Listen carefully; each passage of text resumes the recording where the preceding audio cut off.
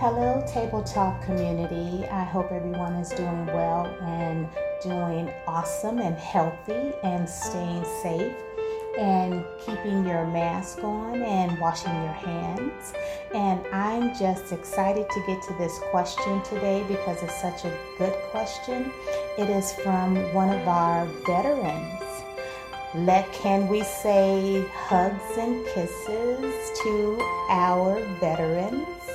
I am so glad to get this question. I appreciate this question because it's very important that we tackle the medication side of mental illness and how do we handle medication when you incorporate it into our routines and our regimens, because let's be transparent here. We do need medication management when it comes to dealing with mental illness. And for me, I juggle with bipolar 1 and cluster B personality disorder, which is a basket of fun all by itself. And I also have PTSD. So I wanted to jump into this question by one of our veteran members. Thank you so much for the question, because he's asking about the medication regarding PTSD when you have nightmares. And I want to get into that question by sharing my experience.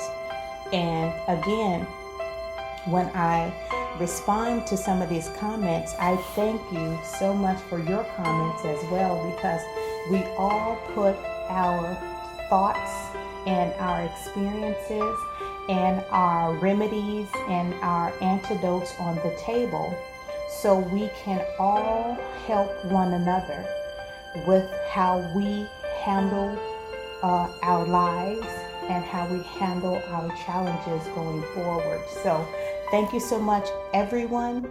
Don't forget to share and subscribe so we can keep this continuation of talk and continuation of open dialogue so we can heal one person at a time. We can do it. We're doing a wonderful job of sharing our thoughts and being very transparent with each other and having these lovely questions. And it is a healer getting that information and getting that knowledge. And in some cases you didn't have it before, and then in other cases you had a little bit of it, but you didn't have the total package. So I am grateful to the question. Thank you so much, and thank you for your service. I appreciate you. I'm safe because of you. So thank you so much. So the question is, he's dealing with PTSD and he's dealing with the nightmares, and he's talking about the medication that is used for PTSD. So then I'm going to share my experience in regards to PTSD. I've had a childhood trauma, and my childhood trauma came with a lot of nightmares, and I have daymares. I have them in the daytime too. They're very, very real, and they're very, very vivid, and it actually puts you in a scene where you are reliving some of that trauma. And it is, in my experience, it's very, very real. It's just like being there all over again, and it's repetitive. It's so repetitive to the point where it'll stop you from living. It'll stop you from living your life. It'll stop you from connecting with people. It'll isolate you, and you'll have outbursts. And I experienced a lot of outbursts. I experienced a lot of blackouts. Like if someone touched me, I don't want to experience the touch, so I would kind of black out Same thing with someone wants to hug me or probably kiss me on the jaw, or either reach out to do some sense of an affectionate, innocent, affectionate motion. My mind would just black out just so I wouldn't experience that moment. And I have it still to this day. I still have it. I just have to balance my mind, and I have to be distant. And at the same time, I have to have an understanding that that moment in my life is over. It is not present. I don't have to deal with it anymore. And I can allow myself to open up a little bit and feel. It's okay to open yourself up and feel again, because you probably have spouses and girlfriends and boyfriends and partners that, because you are having those symptoms, you won't let someone in. And it's okay to little by little open up and allow someone to come in so you can feel that feeling again. It's wonderful to be loved. So for me, I still have the symptoms of nightmares and daymares, and I have flashbacks. And those flashbacks, I have to be careful because they are very sensitive, and they sometimes I can't carry weapons, because if I carry weapons, then I see people as threats. So I have to be careful of my surroundings. I have to be careful if being on the elevator, instead of taking the elevator, I have to take the stairs. I can't be on the bus. I can't, because I see people as being against me. So for my medication, I connected with my partner, and my partner is my counselor. I see her on a weekly basis, and she is magnificent. I shared my symptoms, and I shared what was going on in my behaviors, what the symptoms was making me do. It was making me have irresponsible responses. So I tried a medication called Prazosin. Prazosin is a medication that will probably help you rest. It won't, and this is for me, this is me, it won't rid you of the nightmare, but it will put you in a very restful state where you can have a good deep sleep.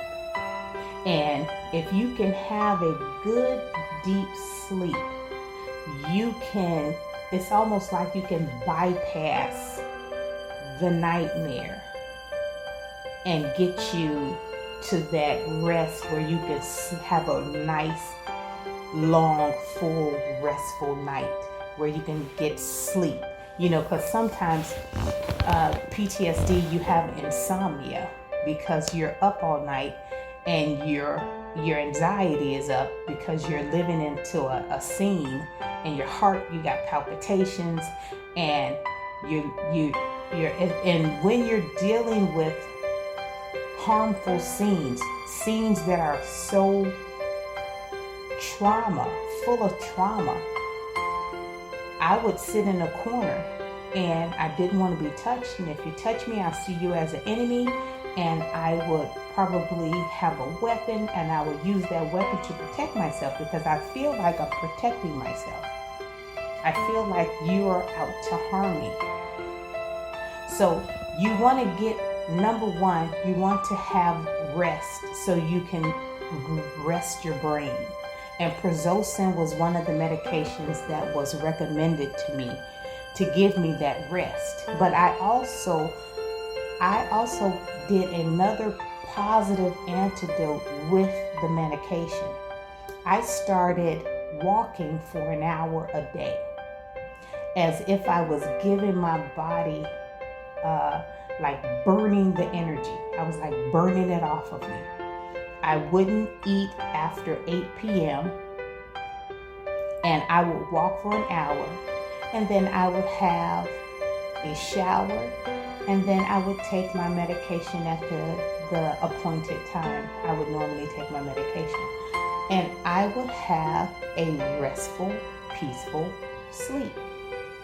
And I started to notice how you have to, when you're dealing with medication cannot be your only antidote. Medication has to be partnered with a component, a system that you put together that fits you. For me, it's medication and meditation. It's medication and exercise. It's medication and yoga and counseling. It's whatever components that you put together that fits you, that makes your mind balance out. That's what you want to do. You want to definitely keep that, those nightmares and those daymares and those flashbacks at bay. And the way you can keep them at bay is keep yourself busy. Keep your hands busy. I started writing in my journal. I started singing. I sing on my karaoke machine. I record my music and I play guitar. When you play guitar, you release that part of you that you want to express. You want to express yourself. And then you want to draw. If you want to draw something. Do something that gives you that feel-good outlet.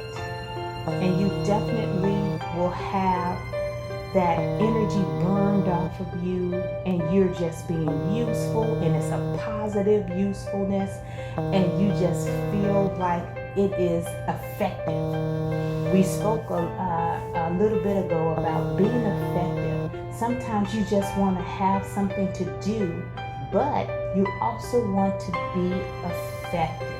I want to change something. Even if it's just changing my block.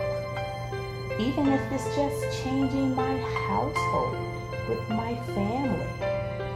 I want to change something. I want to mean something. I want to have something that I can look back on and it has some meaning to it. And I found it's almost like, for me, I tapped inside an internal examination and said, what can I do that can be a legacy for me? What can I do? What can I do that I can talk to my grandchildren about? What can I do? Especially in this atmosphere right here. This atmosphere right here agitated and triggered my PTSD. But I can't allow this atmosphere to dictate how I live my life. I used to do it before, but I cannot do it now. I have positive antidotes. I have positive components that I put together. And let me share my positive components. My positive components are my self-assessments, my positive practices, my execution of my positive practices, and my partnerships. My partnerships are important to me because when you are partnered with someone else that's going in the same direction as you, that's power. When you put two things together, that's power. And I speak to execution. None of this works unless you get up in the morning and you put your clothes on and you move. You get out the house, scary as it sounds, fearful as it sounds, get moving. Go to an art class, go to a karaoke place, even if you just go to the park, sit and watch the birds, but get out and smell the air. It will make you feel so much better and will put you in a better position. So thank you so much for this question. Definitely, medicine management is important, but also incorporate it with some positive antidotes that you create around your life. Whatever that may be, as long as it is effective. Thank you so much for the question. Don't forget to subscribe. And remember, stay healthy.